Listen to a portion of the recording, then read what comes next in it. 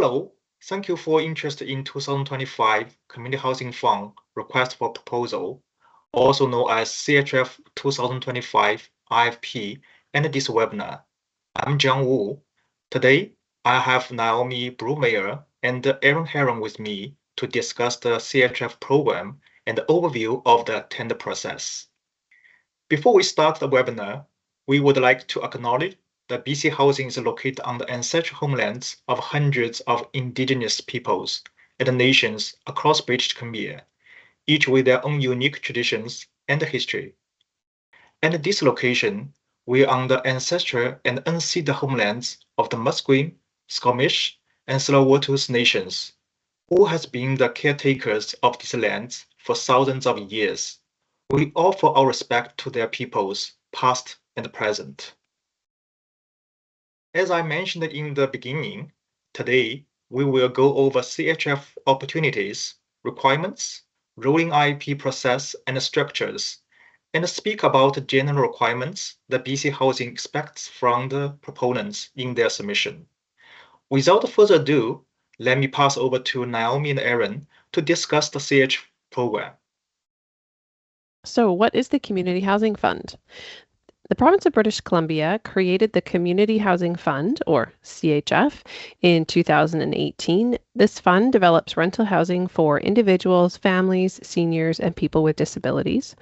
One of the key features of CHF is that it builds housing for a range of income levels within each site in order to create inclusive mixed-income communities. The CHF is a $3.3 billion investment to build more than 20,000 affordable rental homes for people with moderate and low incomes by 2032. As of March 2025, more than 13,400 of these homes are open or underway across the province. To apply for the CHF program, a proponent must be a nonprofit society, a nonprofit housing cooperative, a municipal housing provider legally incorporated in Canada, or a First Nation. Public-private partnerships are allowable, provided that one of the eligible entity types will ultimately hold ownership and will be the recipient of the grant funds and long-term financing. That eligible entity will also be responsible for meeting all obligations of the CHF operating agreement. Thank you, Aaron. The CHF program is a combination of grant, long-term financing, and ongoing operating subsidy. The capital grant portion allocated to your project is set the fiscal year your project receives provisional project approval. The grant amount does change depending on fiscal year, so be sure to use the right amount based on your project schedule. The capital grant is the same for all unit types, i.e., the same amount per unit grant is applied to a studio or a 3-bedroom unit, regardless of how much they may cost to construct. BC Housing's capital grant is secured via a forgivable mortgage. It sits on title, silent without interest accrual, and if the project operates as required, it declines over time. The CHF program also includes both interim construction and long-term takeout financing. BC Housing can provide up to 100% of construction costs subject to our lending criteria. Interim construction financing is provided by BC Housing directly. Secured as a demand loan, it is interest-bearing based on actuals. Long-term mortgage financing is facilitated by BC Housing and is insured by Canada Mortgage and Housing Corporation.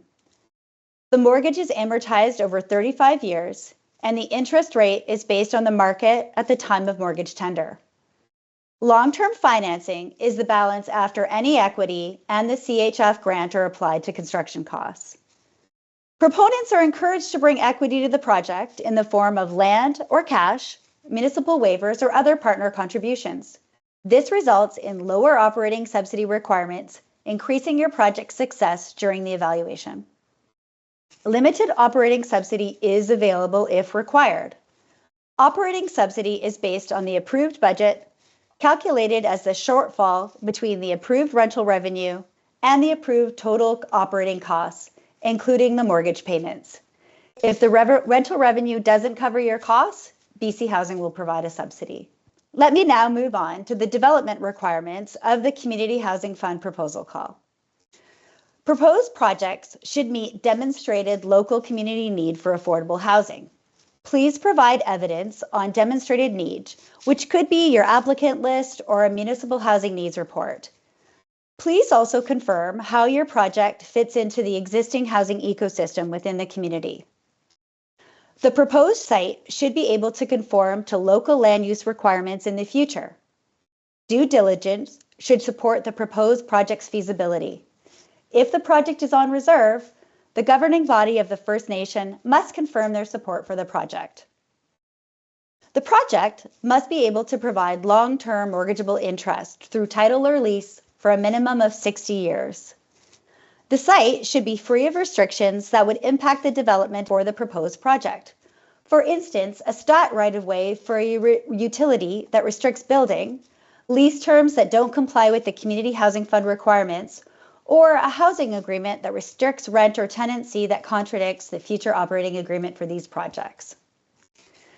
BC Housing recognized that there is aging and underdeveloped housing stock held by our partners. So therefore, redevelopment projects will be considered under this proposal call.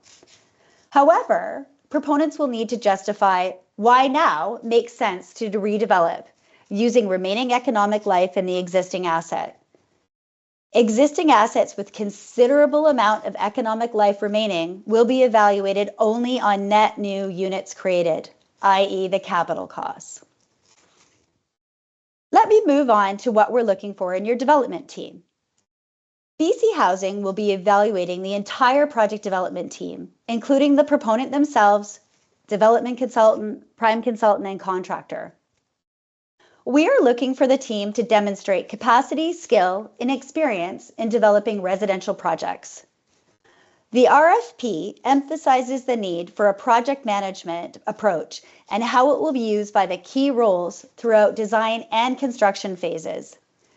Evidence of scope, schedule, budget, and risk management on past projects is requested.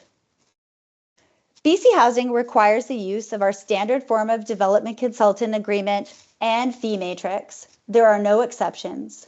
BC Housing also has standard supplementary general conditions for the architect and construction contracts. Please provide a rationale behind the team's procurement strategy with a particular focus on how value is achieved and how the construction methodology benefits proposed projects and takes into account the prevailing market conditions. Let's move on to the project design requirements. Proposed projects should be spatially efficient and maximize residential areas over program and circulation areas. These projects should be easy to build and easy to maintain. We'd like you to consider standardized unit types, kitchen and bathroom layouts. Consider the density of the proposed project to lower your per unit capital costs, i.e. a multi-unit building is preferred over many ground-oriented multiplexes. New CHF proposals will no longer need to meet BC Housing design guidelines and construction standards, but must meet the BC Building Code and any local bylaws. This new approach provides more flexibility, allowing projects to be assessed on a case-by-case basis to determine what makes the most sense for each project. Proposed projects should consider accessibility, durability, sustainability, and livability, their relation to capital costs, and the lease of the building, plus ongoing maintenance. As part of standard fire and life safety features, all proposed projects should include sprinklers, regardless of the height of the building. All buildings without mechanical cooling should not exceed more than 20 overheating hours per year for any climate zone. Preference is for buildings to use passive cooling strategies to lessen the active cooling load. Cost-effective additional sustainability and resilience features will also receive higher scoring. Proposed projects shall demonstrate the ability to commence construction within 24 months of notice of award. Detailed schedules should identify the critical path, demonstrate construction acceleration strategies, and include all relevant milestones, including those indicated for inclusion by BC Housing in this RFP. All team members must sign off on the schedule to ensure that it is achievable. Documentation to support your schedule assumptions is encouraged, i.e. a letter of support from a municipality around development or building permit issuance timelines. The proposed project will be assessed on the mitigated strategies proposed to either lower consequence and/or likelihood of the identified risk submitted by the proponent. BC Housing will also score against risks that should have been included if missing from the analysis. All BC Housing projects are required to obtain course of construction and wrap-up liability insurance through the Provincial Construction Insurance Program. There are no exceptions. The capital budget submitted will be evaluated for its accuracy and completeness, including appropriate contingencies, our own costs at BC Housing, legal or quantity surveyor, BC Housing's borrowing costs, interest or loan admin fee, and CMHC loan insurance. And we'd like to have all unconfirmed equity included based on assumptions of timing and the likelihood of it being contributed to the project.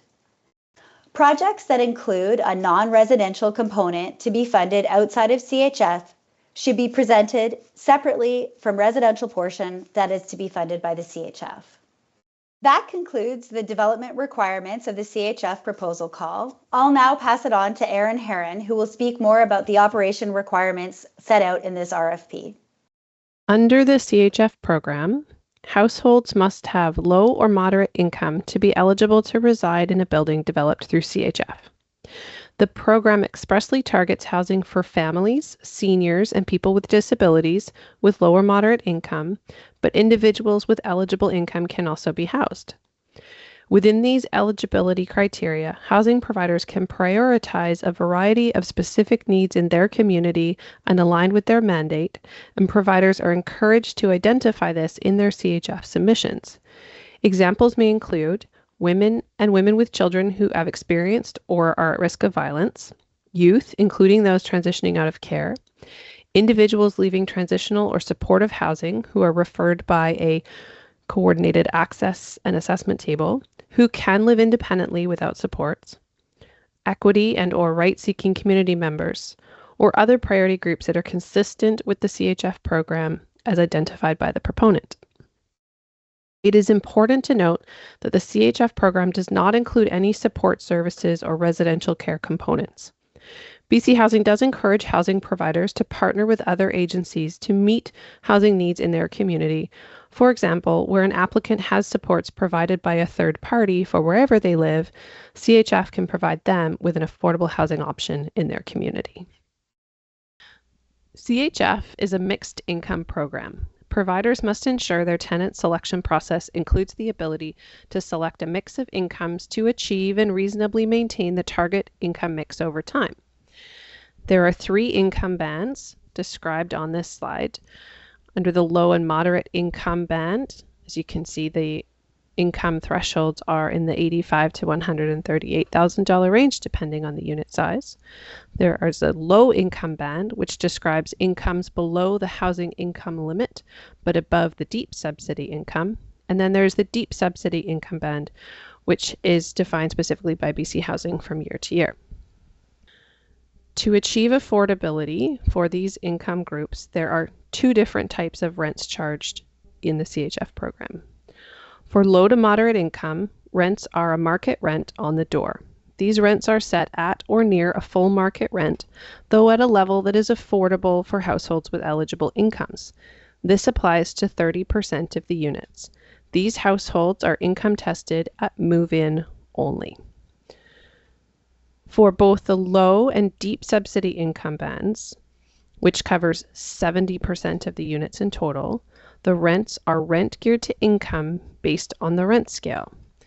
Typically, this means households pay 30% of their gross household income for rent. Households receiving income assistance pay a flat rent that is based roughly on the maximum shelter component of income assistance.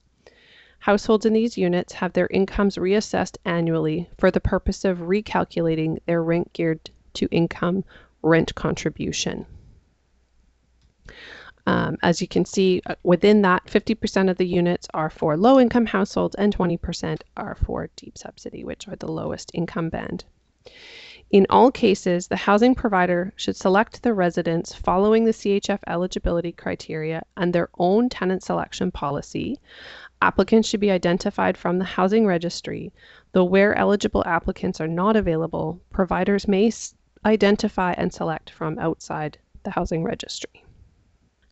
Housing providers must have the organizational capacity and plan in place to ensure successful long-term operation of the proposed project and their organization for the next 60 years at least.